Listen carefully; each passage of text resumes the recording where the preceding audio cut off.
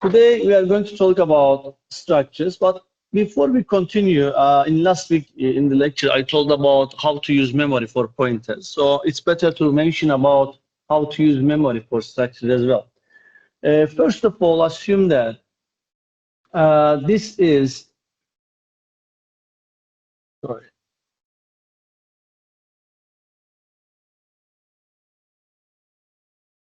this is our memory. This is just representation of memory, okay? You know, memory as locations.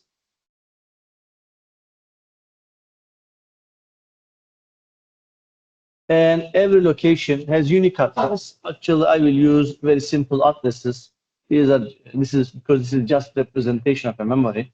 So I will give very simple addresses to the locations.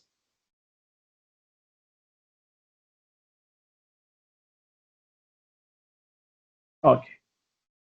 Now, first of all, we need to know this. Everybody knows what is integer. Everybody knows what is float. Everybody knows what is, let's say, double. When we are declaring a variable like integer A, the compiler checks available locations and choose one available location for integer variable A. And it says that, okay, for example, I'm going to use this location for A. It reserves this location for A. Okay, this is the idea of using of a variable by the compiler. Now, the problem is this. Let's say that we are students in the class and I want to store your grades. Okay? Then we are 100 students in the class, so I will need 100 variables for storing your grades. But that is meaningless because when you do that, you are declaring 100 variables, and when you want to, make any operation on the grades, so you will manage with 100 variables. So what we are doing, we are using arrays. Okay, when you are declaring arrays, like this, let's say, integer B, and let's say that we have 100 elements for B. So what happens? Compiler reserves location for the array. Let's say that these are available locations and it reserves 100 locations here for B. So this will be the first position of array B0, B1, and it continues in this way. Okay? Okay, that's good. We have an array. We have 100 elements in the array. But what is the problem? The problem is all elements will have the same type. So what can I do with an array? We have an array. I declared it, and I will store your grades. Okay? 100 students, 100 grades. But what about your name? If I want to store your name as well. So I need one more array. If I need to store your midterm, final, quiz grades, lab grades, attendance grades. So I need many arrays, okay?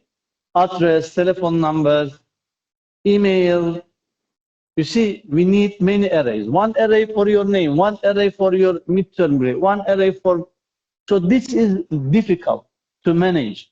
So you will be a computer or software engineer or AI engineer. So it is difficult to do this with this array. So what happens?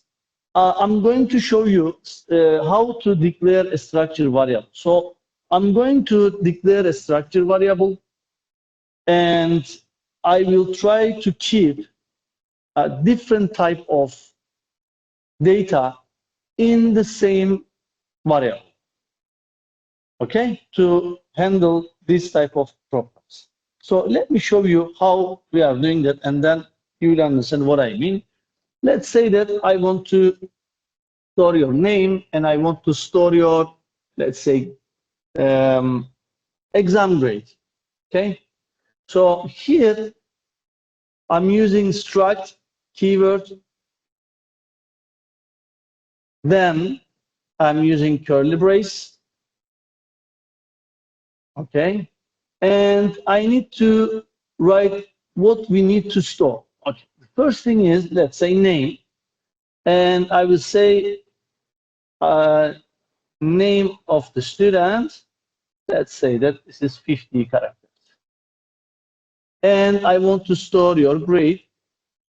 Let's say it's an integer, and I'm going to store your grade as integer. So when I say this, what happens? The compiler reserves location for my structure. So here I need to give a name, of course, to my structure. Let's say that T. Okay. So what happens?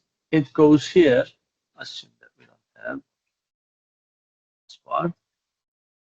Okay. Now what happens? P starts from here.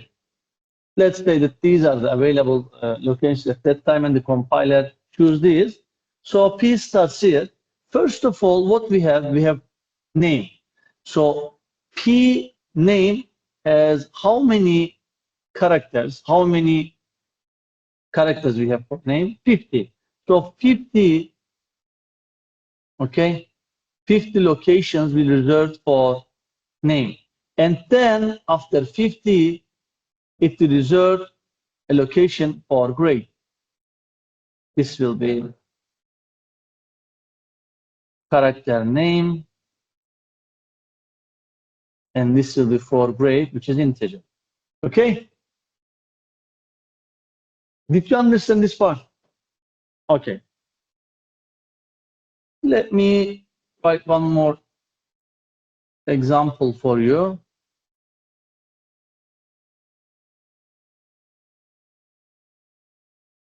Let's say that I want to store your numeric grades, okay? So I'm saying, say,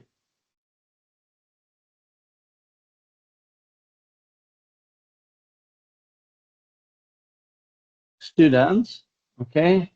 And here I'm saying integer midterm 1, integer midterm 2, and integer final. So here I have three grades that I want to keep, midterm 1, midterm 2, and final. So when I declare this structure, so the compiler will reserve locations like this. Let's say that it starts from here for student, okay?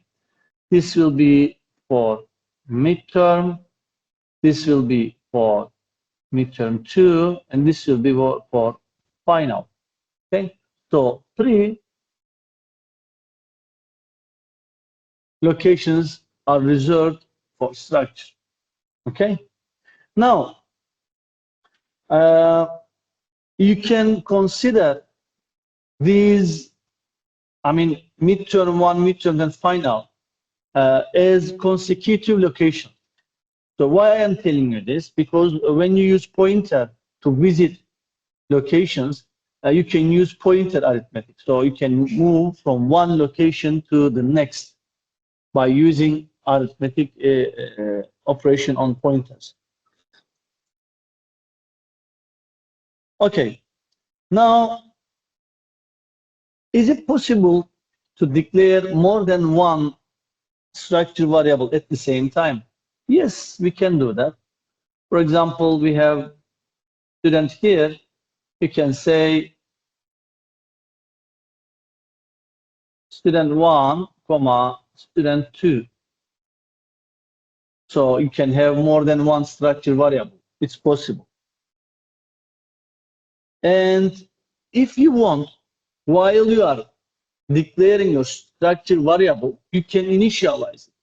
How we are doing that? Okay, let's say that I declare student 1, and at the same time, I want to initialize it So here I'm saying student is equal to curly brace. What is the midterm one grade? Let's say that 100. Then 80 and then 65. Okay, when you say this, it will reserve location for student, okay? And then it will fill it with the values 100, 80, and 65. So the first one will be the value for the first one, first variable in structure.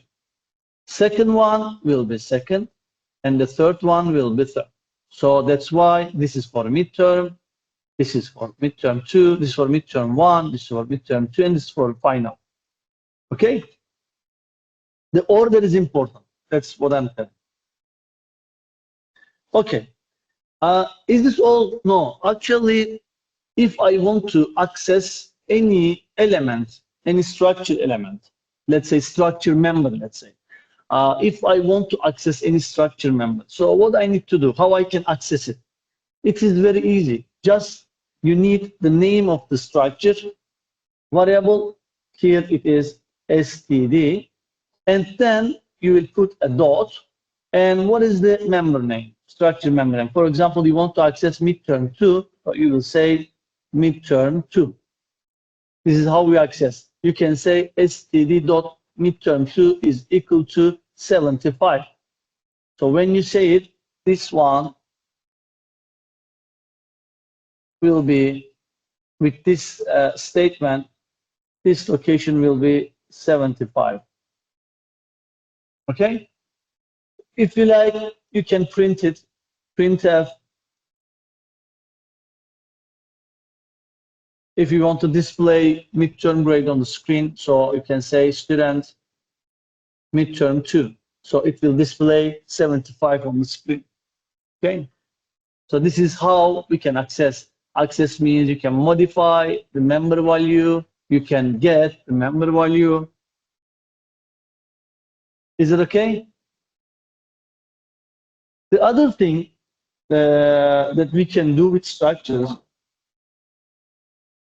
is assignment. I like it so much because it is very easy to, let's say that, do assignment between structures. Let's say that you have one more structure here, structure variable. This is std, and you have, let's say that std2. Let me do this. Let's say that you have structure 1, std1 here, std1, and std2. So you have two structure variables with the same type. So it's possible to say,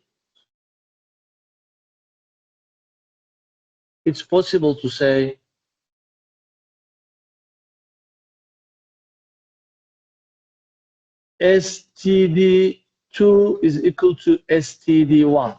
If you initialize student 2, student 1, sorry, if you initialize student 1, you can say std2 is equal to std1. So all the values from std1, okay, copied will be copied into std2. You can do that. And actually, you know, let me give you one more hint. In C language, you can declare an array, integer A, let's say that 5. You can initialize the array, okay? Integer B, let's say that 5.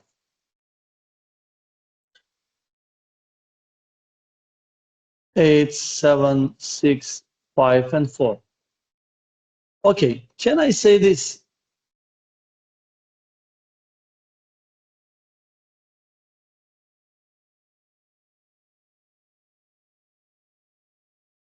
In C language, you cannot do this, okay? If you are working with arrays, You cannot do this. So here, if you really need to do that, so it's possible to use structures for those. What I mean with that?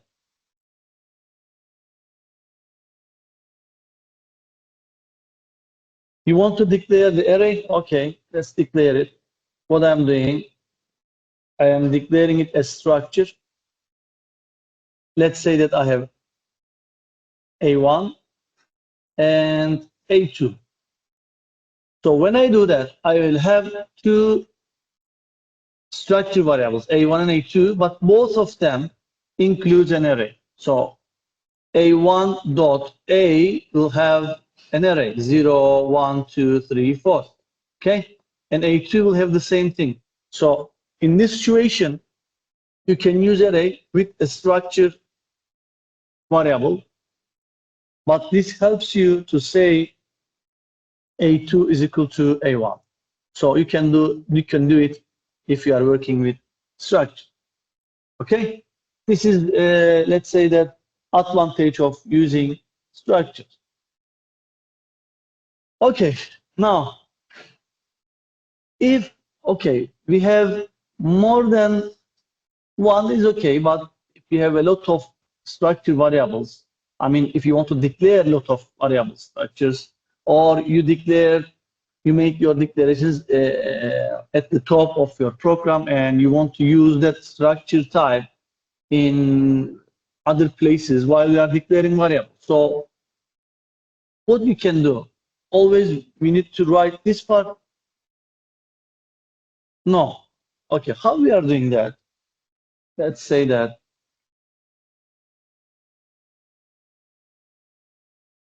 okay, here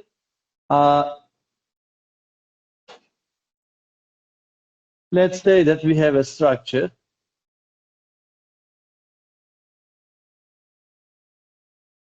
Okay, I have a structure.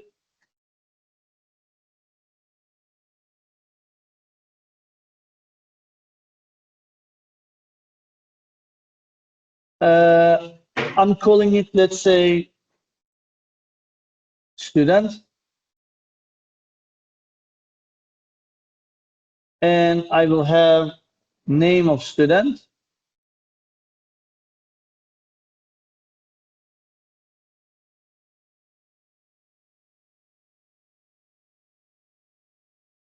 $50 and midterm grade and final example. Okay, then I am closing my curly brace with semicolon. Now, what happened here? I have the declaration of a structure type named std. Okay. Then in any place of my program, if I want to declare any structure variable with std, like you declare integer a, you want to declare a structure variable. Okay. So what you need to say, you will just say struct std a. So what happens here? When you say struct std, the type of A will be struct std. What is struct std? The part that I declared here. Okay? The part, the declaration that I did here will be used for A. So here, A.name, A.midterm, and A.final can be used. These are the members of A. And in any location of your program, you can use this type. This will be the same like integer, double, float, okay? Did you understand? Okay.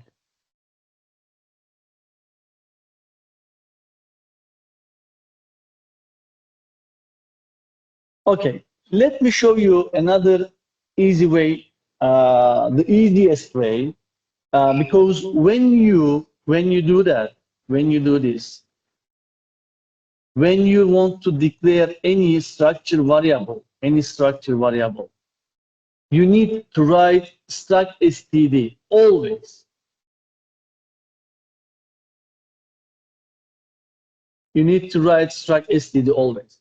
Okay, if I don't want to write struct std always, what can I do? You can use typedef to define a genuine type name. So here, while I'm doing that, instead of doing that, let's say, if I say type def struct, because I'm going to declare structure, curly brace, I didn't write the name, okay?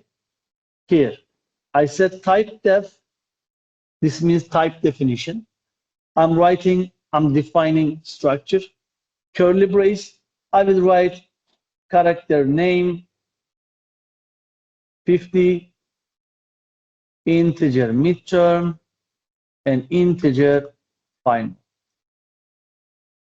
Okay? And when I close my curly brace, here I'm writing the name. What is the name of my structure type, structure definition? std. So I'm writing it here, std. But don't be confused. This is the definition name, okay? Don't be confused. This is definition name. Now I'm teaching you something else. So when I have this definition name,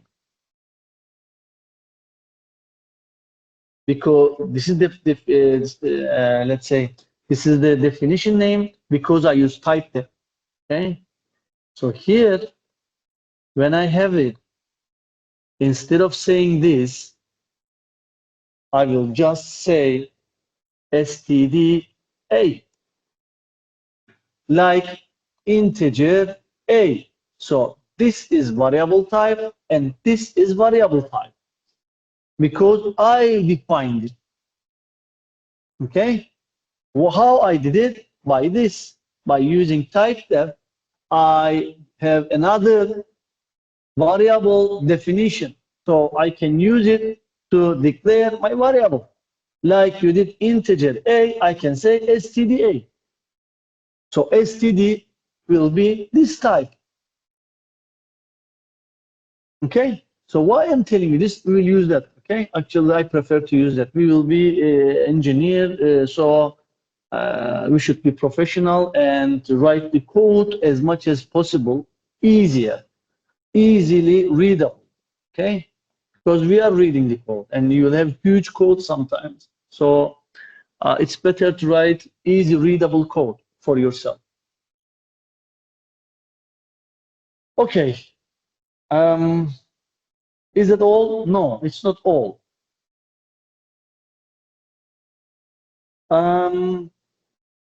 Friends, actually, it is also possible to use structure definitions for parameters of a function.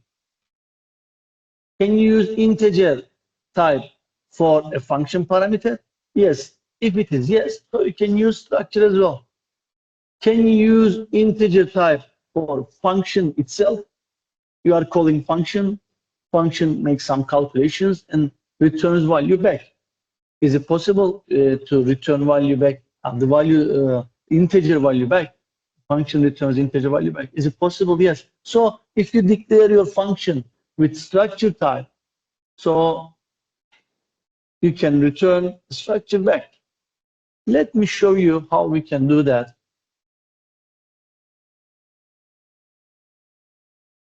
This may be an example for you. Okay, let's say that I have a function, or I'm going to declare a function. So here I will say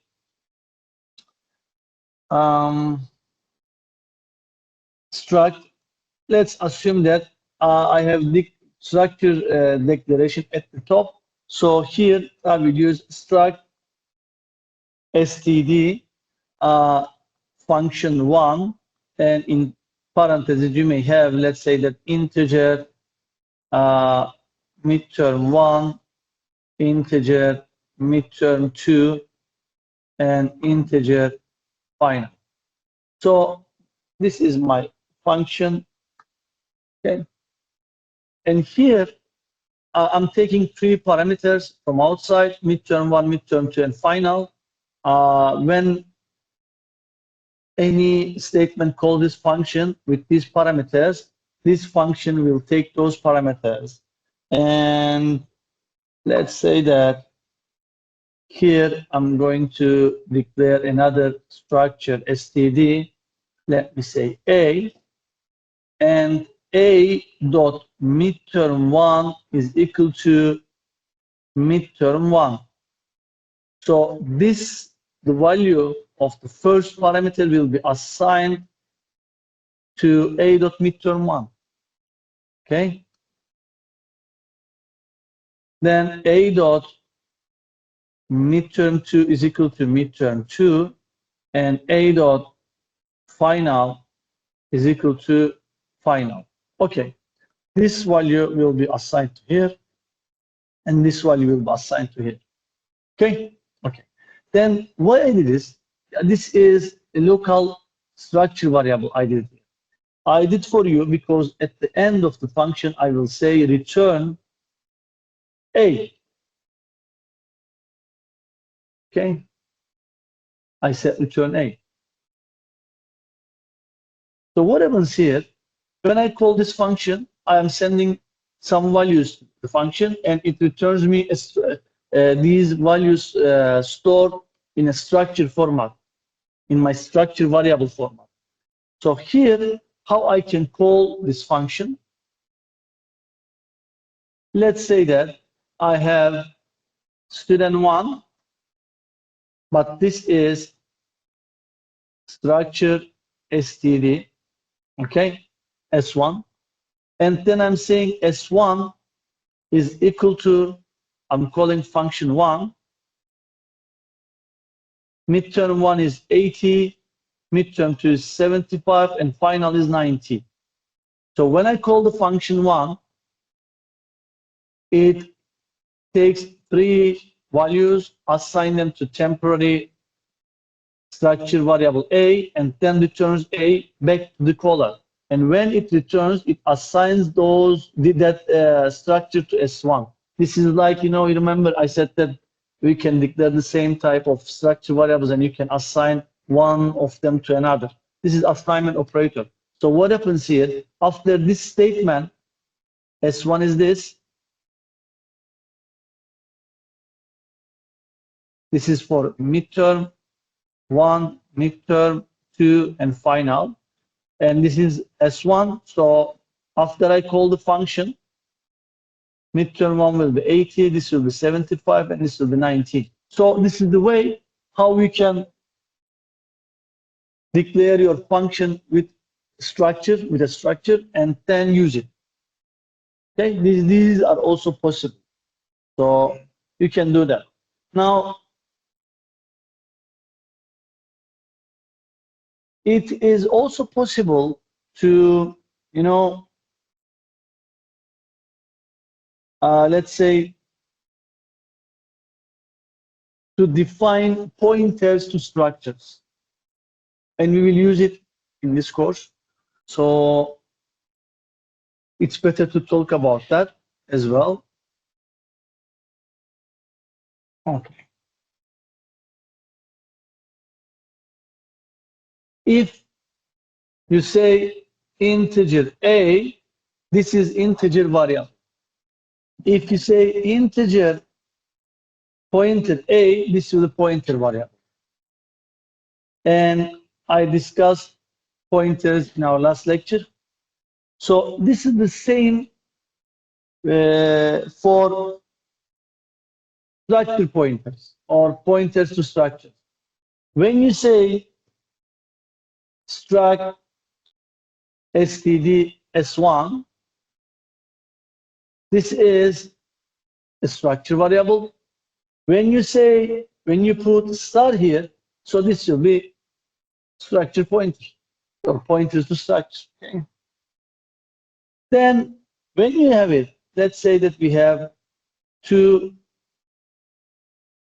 S1 and S2, two declarations, and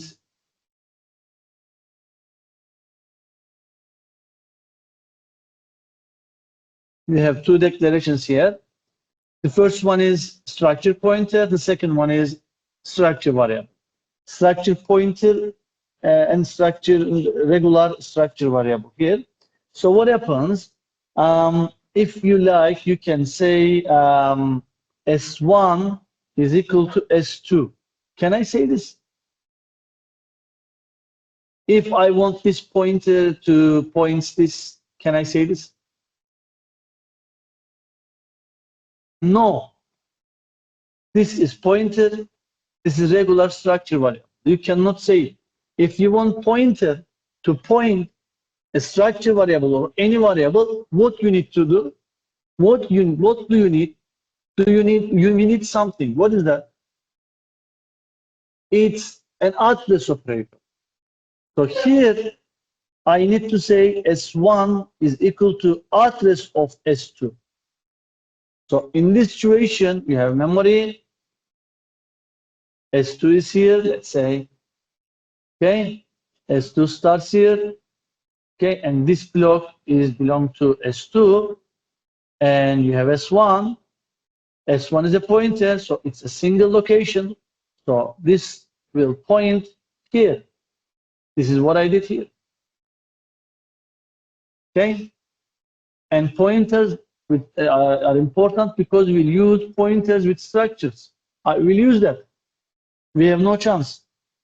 And if you have a pointer S1 and you want to access members of S2, so you have two ways. The first one is you will say S1, let's say midterm 1 is equal to 80. This is the way how you can access it.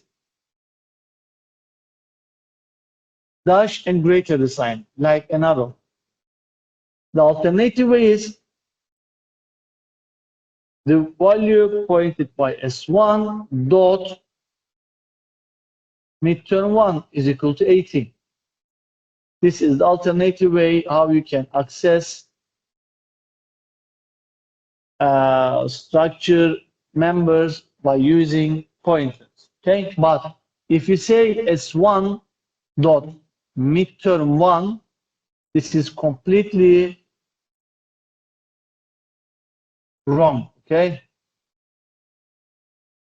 you need to use this way or this way.